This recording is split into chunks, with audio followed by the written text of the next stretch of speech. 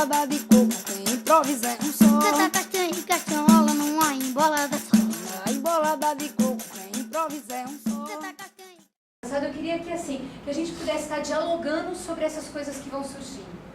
A questão da violência, ela surge como pano de fundo, mas ela está presente. Quais foram as formas de violência que vocês identificaram? E aí, mais uma vez, fazendo um paralelo com a realidade brasileira, embora a gente tenha também a realidade da prostituição, do abuso e da exploração sexual de crianças, de meninos e meninas no Brasil, nós temos um Estado, né, nós temos políticas públicas diferentes, nós temos uma abordagem diferente. Então seria interessante também fazer uma comparação, porque apesar da gente ter aqui miséria extrema, violência, incesto, abuso sexual e tudo mais, nós temos uma presença diferente do Estado. Então seria interessante ouvir de vocês também qual é a percepção dessa diferença.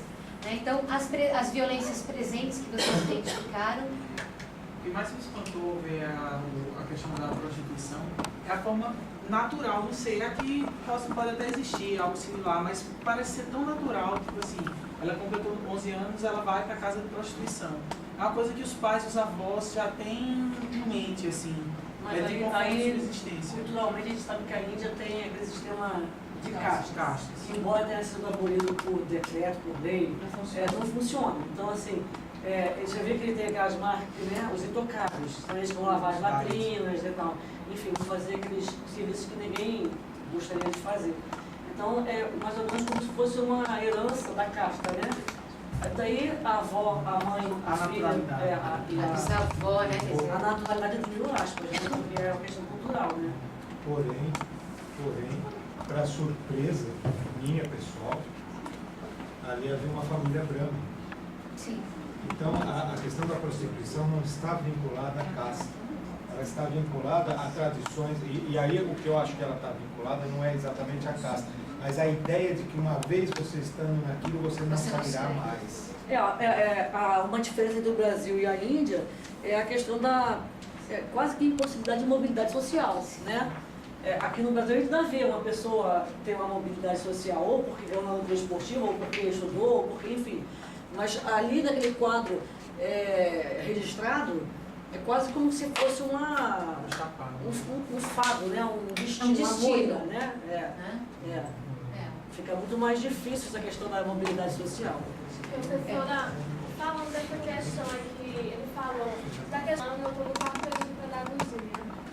Falando daquela questão que ele falou, como era natural no ambiente para eles, eu anotei até uma fala, quando uma das crianças fala assim: quando a mamãe trabalha, nós ficamos brincando no telhado.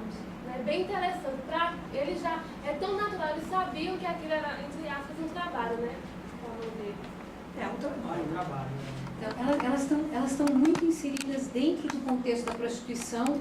E aí eu queria voltar, só para a gente não perder o gancho com a questão da violência, mas o trabalho infantil.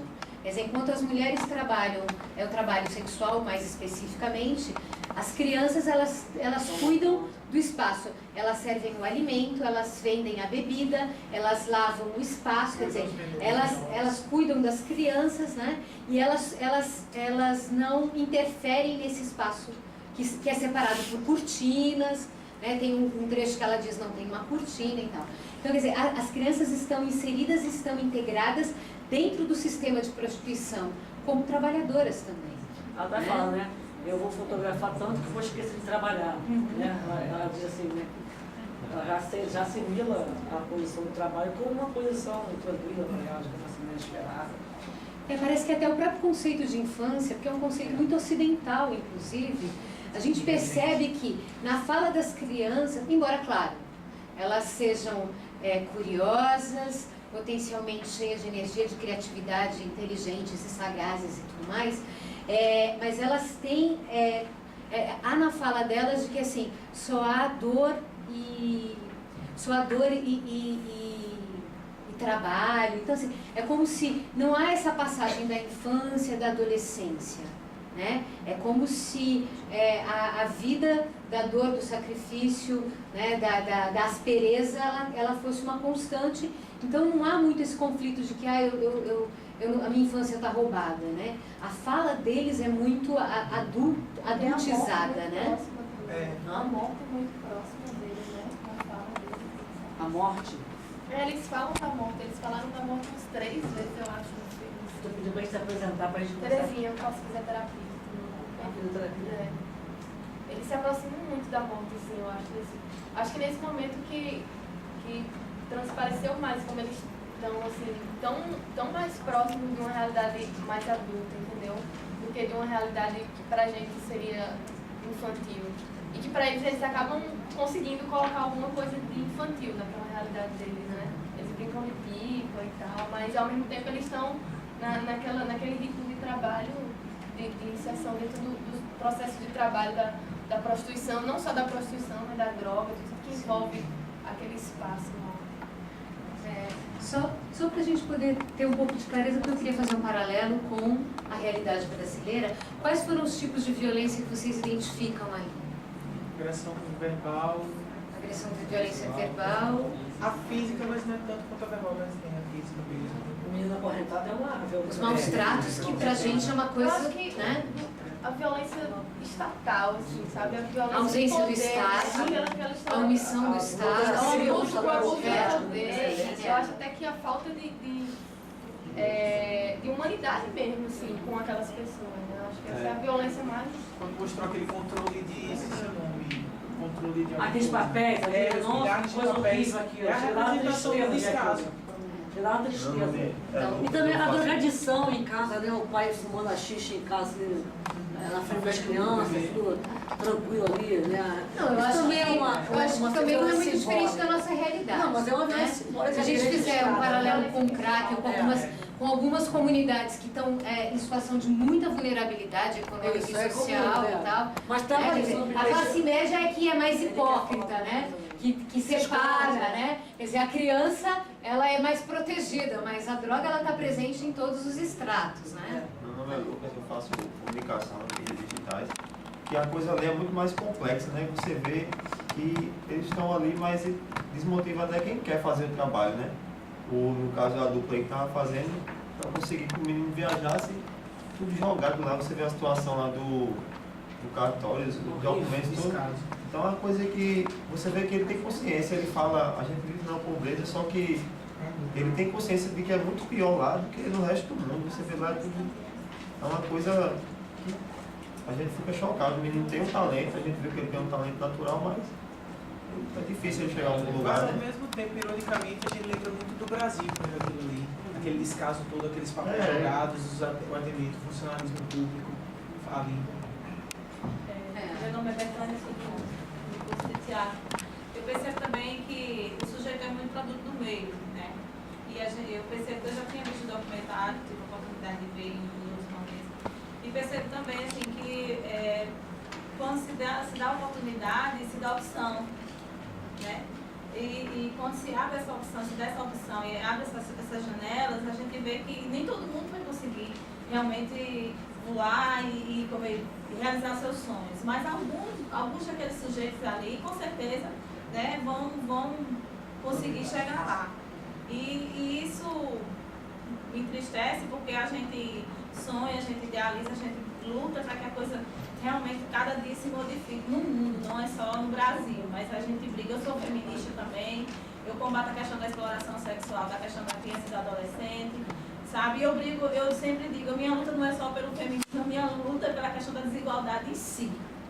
Né? Então, assim, eu levanto todas as bandeiras, porque como sujeito, como ser que gira nesse universo que está aqui presente, eu acho que a nossa missão de todos e de todas presentes aqui hoje não é só ver esse documentário, mas a gente também refletir o que a gente pode, como sujeito, modificar. A cada dia, o ambiente, o espaço por onde a gente passa. O que eu estava falando é que ali, assim, o meio é quase que um monstro engolindo o sujeito. Aqui a coisa não está tão assim. Não sei. Existe, mas lá é quase que uma coisa. Eles vão se deixar também o seguinte, ali está se falando de uma das maiores cidades do planeta. E a densidade populacional dela é esmagadora. E falando de violência, dá para se colocar isso, porque tem violências que a gente não identifica muito como violência, né? Que foi algumas identificadas, a violência do Estado, que a omissão do Estado é uma violência, né? A poluição visual, não só a poluição física em si, mas a poluição visual, ambiental que você tem é uma violência terrível, que a pessoa está ali cotidianamente tendo que enfrentar aquela situação, é terrível, né? Então, você tem vários tipos de violência, porque é próprio do sistema, vamos dizer assim, é próprio do sistema capitalista do qual ainda está envolvido, é próprio também da tradição hindu, também, que é muito triste, mas é algo que a gente está vendo esse lado, mas por outro lado, você tem uma casta riquíssima, né? Você tem uma disparidade econômica ali entre as castas que é apavorante. Você pensar que o Taj Mahal é um túmulo construído em mármore, gigantesco, um negócio assim, não dá para você valorizar o quanto é que se gastou ali, quer dizer, os marajás e toda a tradição que tem ali, enquanto o resto da população vive em miséria. Quer dizer, ali há uma tradição histórica, que o pior não é olhar para trás e dizer uma tradição histórica, é olhar para frente e dizer como ela fez. Não vai ter muito jeito, não. Você vê que a consciência está parada. Né? A tal ponto que você pega as crianças e só uma permanece na escola. Com todas Mas é por isso que esse sistema aí.